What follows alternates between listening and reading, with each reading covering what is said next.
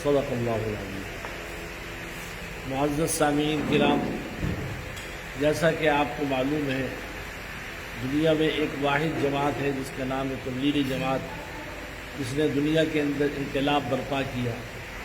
لاکھوں آدمی، کروڑوں آدمی جو بے نمازی تھے دنیا کے اندر، ان کو نماز میں بنایا۔ اور یہ وہ واحد جماعت ہے جس کا نہ کسی سیاست سے تعلق ہے نہ کسی اور بات سے، صرف یہ ایک ہی کام ہے، لوگوں کے اندر اچھا کام کی حکم دو اور برے کاموں سے دو۔ اس جماعت کو میں دیکھ رہا ہوں کہ میڈیا مسلسل 2 دن سے اور کچھ اینکر تبلیغی جماعت کے پیچھے لگے ہوئے ہیں اور ان کی برائیاں کر رہے ہیں۔ آپ کو معلوم ہے کہ یہ عالمی کام ہے، پوری دنیا کے اندر جماعتیں پھیلی ہوئی ہیں، چل رہی ہیں۔ اچانک جب لاک ڈاؤن ہوا تو بہت سے جماعتیں باسی جگہ پھنس گئیں۔ اس کا مطلب یہ نہیں ہے کہ یہ تمام کے تمام جو ہے یہ کرونا کے مریض تھے۔